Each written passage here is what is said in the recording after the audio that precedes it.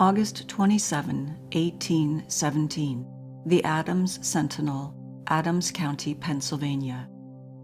A sea monster. Yesterday, information was received in this town from Gloucester of the appearance of an unusual fish or serpent in that harbor. The letter represented that the head of it, 8 feet out of water, was as large as the head of a horse and of great length. It was afterwards said that 2 had been seen. A party was soon provided to take him with muskets, harpoons, and every instrument which good marksmen and whalemen could use. We soon after received a letter informing that the fish had been seen for several days and that it was first discovered by the fishermen. All attempts to take the fish had been ineffectual. Quite different accounts are given of its length, which all agree to say is great, and that its body is round, that it is very quick in its motions and in all directions. The person adds, "I have just seen the fish sporting in the water, and it shows a length of 50 feet, within a quarter mile from the shore," and adds, "We have never seen anything like it." A man who discharged his musket within 30 feet of it says he struck the fish and that its head was partly white. The inhabitants were determined to repeat their attempts to take it, and a large sum had been offered for it. Another letter says, "I have had an opportunity to see the fish, and the street is full of persons who are going to enjoy the sight of it. It appears in joints, like the wooden buoys on a net rope, almost as large as a barrel.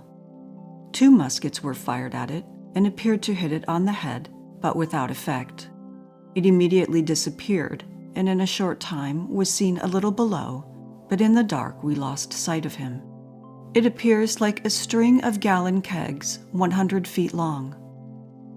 After reading this account, we recollect one not altogether unlike it. A Danish captain of the Navy reported that he saw in 1746, near the coast of Norway, a sea serpent of very great size and length. The head which he saw out of the water had some resemblance to that of a horse, and he remarked something hanging from his neck, like long black hairs. At a distance, he looked like a row of large casks, following in a right line. He moved with uncommon swiftness. We plainly see an agreement in these different accounts, and are led to believe that the fish seen at such a distance of time and place may have been of the same kind. To what size the fish of the northern sea may grow, it is not known, but Cepede, comparing a fossil tooth in the family of sharks with those known to belong to the largest known, gives the fish, which must have used it, more than double the length of any fish of the family now known. We are pleased to see the excitement which the fish has made, and the determination to take it. We know no men more expert, and we hope they will be rewarded from the bounty, as well as curiosity of others, if they succeed. The Danish captain observed that the Norway fishermen were much alarmed for the safety of their boats, and one of the letters from Gloucester says, "Our small craft are fearful of venturing out a-fishing." January 11, 1831. The Royal Gazette, St. John's, Canada. Solution of the phenomenon of the sea serpent. The public were amused for some time, a few years ago, by the tales of Brother Jonathan respecting the huge sea serpent. Without at all disputing the existence of creatures of that nature in the ocean, I have little doubt that a sight I witnessed in a voyage to the West Indies was precisely such as some of the Americans had construed into a sea serpent, a mile in length, agreeing, as it did, with 1 or 2 of the accounts given. This was nothing more than a tribe of black porpoises in one line, extending fully a quarter of a mile, fast asleep. The appearance, certainly, was a little singular, not unlike a raft of puncheons, or a ridge of rocks. But the moment it was seen, someone exclaimed, I believe the captain, "Here is a solution of Jonathan's enigma," and the resemblance to his sea serpent was at once striking. United Service Journal. July 1, 1847, the National Era, Washington. The Sea Serpent. This annual attraction of New England watering places, the avant-courier of seashore fashion and idleness, has been seen lately near his old haunt, probably occupied, like other early visitors, in selecting his summer lodgings.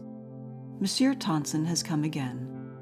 We have a duly vouched statement from one Captain Drew and Mr. George Hollis and another person that they have just seen him. It seems they were off Lynn fishing a few days ago when they discovered him about 300 yards distant, driving before him a school of frightened mackerel.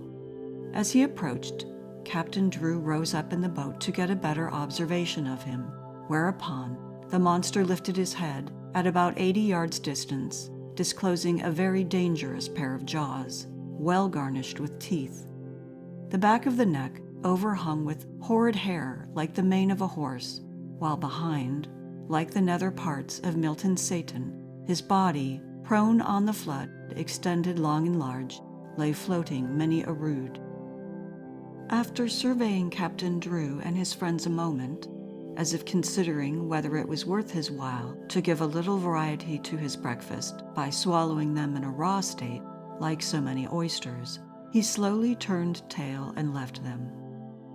Such is the substance of the story, and, as good old Baxter said of Cotton Mather's witches, he must be an obstinate Sadducee who disbelieves.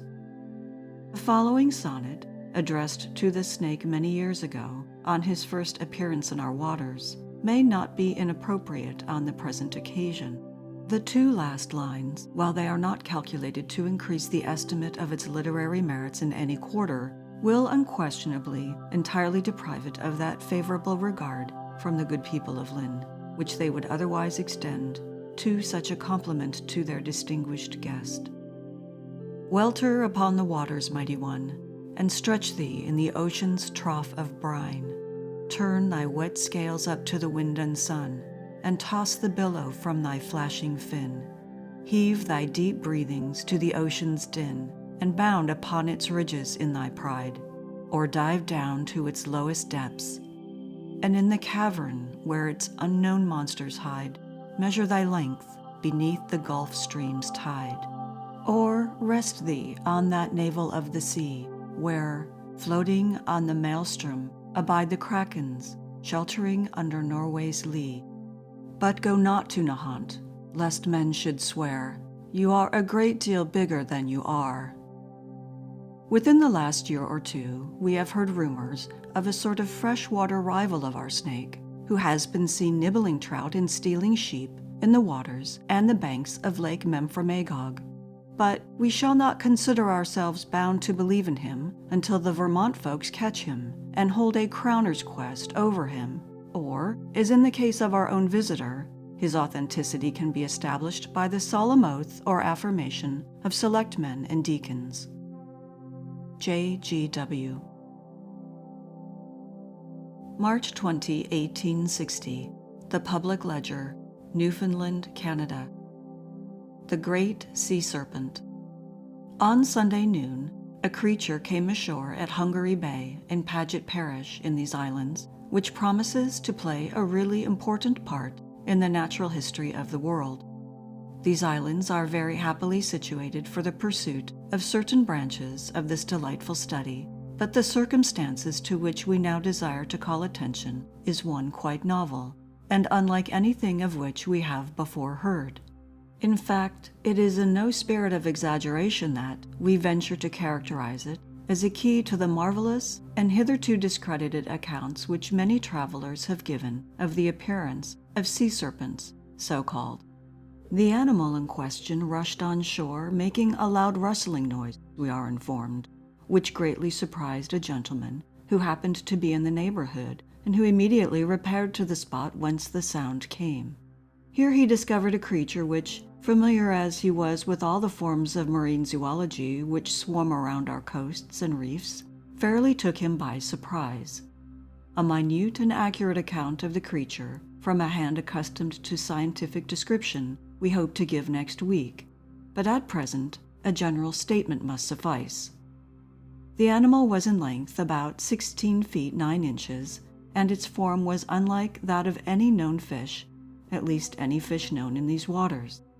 It was broad and flat, in fact ribbon-like, and its motion evidently had been edge up. The animal's greatest width was about 3/4 of a foot, and its greatest thickness was about 1/3 of a foot. It had no fins. Its color was a dazzling silvery white, with a remarkable exception presently to be noted. It had very ample gills, and was apparently not furnished with teeth. The most singular feature about this creature, and perhaps the most characteristic, was its mane, composed of a series of filaments from 2 to 3 feet long at the most, and gradually diminishing towards the tail, all the filaments very fine and tapering, and all of a bright scarlet color. It is obvious that, as the animal working its way rapidly through the water with the aid of its Archimedean screw tail, this set of appendages would exactly answer the description and portraiture of the name described by many travelers except in the point of color. It was a fortunate circumstance that a medical gentleman was early on the spot, and a post-mortem examination was scientifically made. A stomach, a liver, and other viscera were found. No evidence was found in the stomach of animal food having been swallowed.